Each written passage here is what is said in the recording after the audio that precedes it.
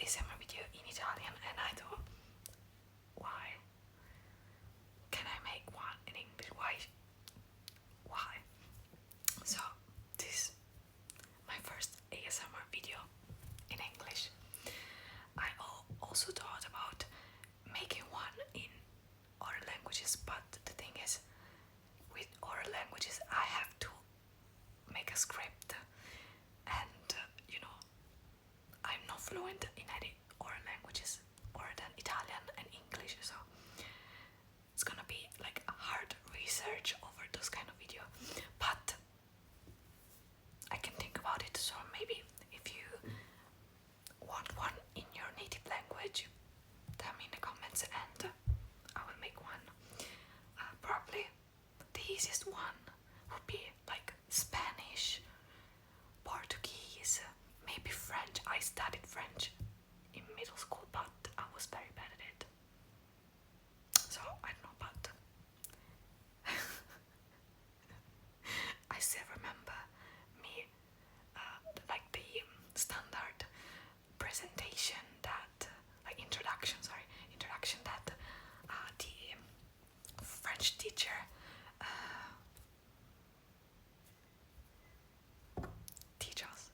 told us to say, and it is sorry. Bonjour, je m'appelle Jada or Jada. J'avais 11 ans because I was 11. And that's it. I don't remember anything else. I remember the numbers being quite difficult because after a while it's a mathematical situation. But yeah. And I think I'm better off with Spanish, even though I never learned Spanish. And I know some words in Korean and in Japanese, I guess. My anime phase when I was 12, and I listened to a lot of Japanese songs, so I know like random words, totally random words, but yeah, it's funny. And yeah, but this video is in English, so English it is. What I wanted to talk about was actually random, quite random. Since in my Italian videos I talked about my life, I thought like I can do the same thing in English, so I'm gonna tell you a bit about my life. Okay, so I quite enjoy this sound. Sorry. So I'm gonna do a bit of scratching triggers while I talk. Hope you don't mind. So recently it was my birthday. I'm 23 now, which is, I do like the number. Like I don't. 22 was such a good number, you know. I was born in 2002, which you can read both sides like 22, and for me, I'm a perfectionist. I'm a bit of a perfectionist, and that was the perfection. So I'm a bit sad of turning 23, but you know, whatever. I don't like tapping.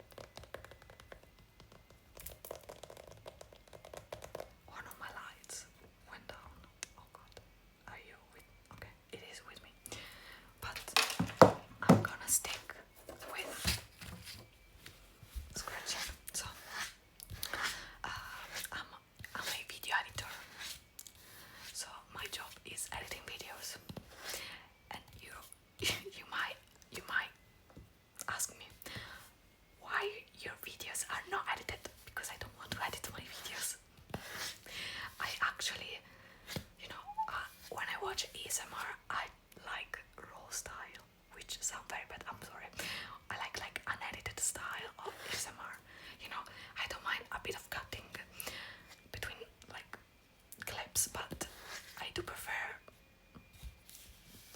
like uncut style, and so I prefer doing this too. You know, I'm thinking about doing some more like effort works, but right now, since I do prefer, you know, sorry, my phone. I do prefer uncut ASMR. I'm gonna do uncut ASMR. So yeah, I'm a video editor. Right now I'm working for food bloggers and wedding videos, but here in Italy, and I would love to work outside of Italy, especially London or the UK, but with Brexit it's a bit of shit, I'm sorry, but it is. So yeah, I graduated last year in video design.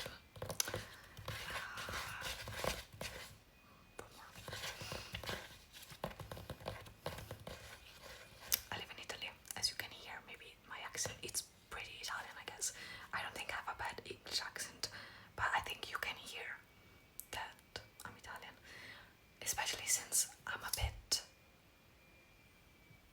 you know, self-conscious, so I tend to make more mistakes when I know people are watching and being recorded. It's being watched to me and to my mind, so yeah, I tend to forget how to speak in English. What more?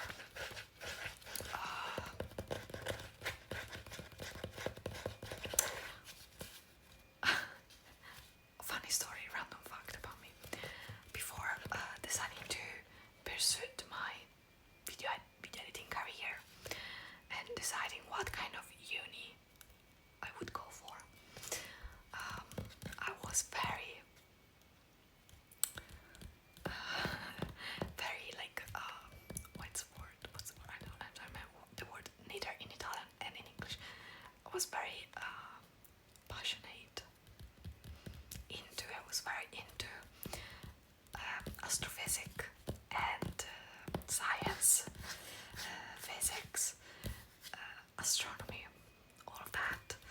And I had a period in my second year of university where I was very I was thinking, should I quit like the university where I graduated in video design and go for science, the science path.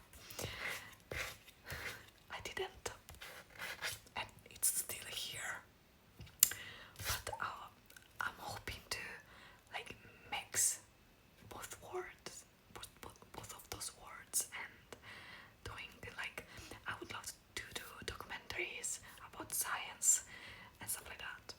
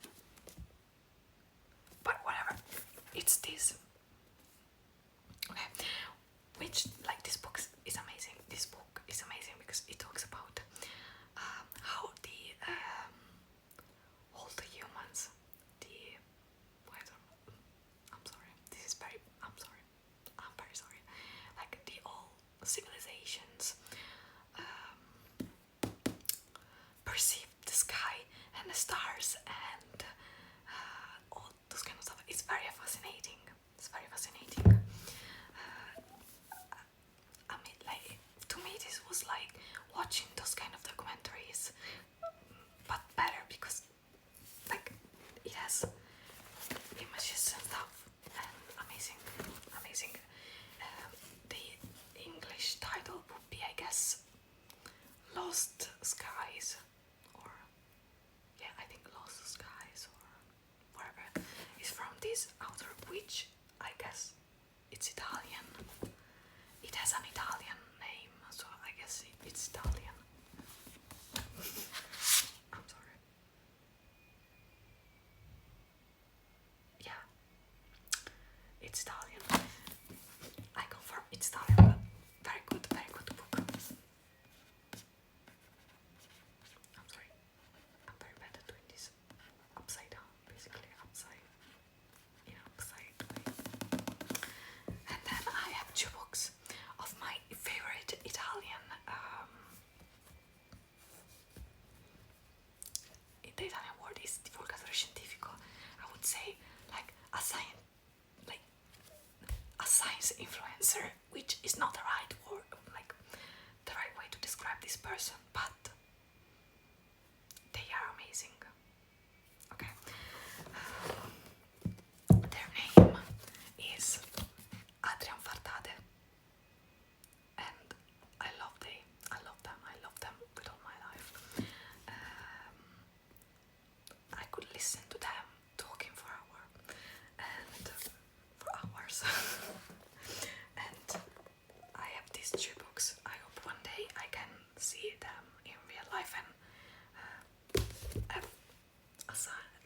have them sign in my book. And this is them.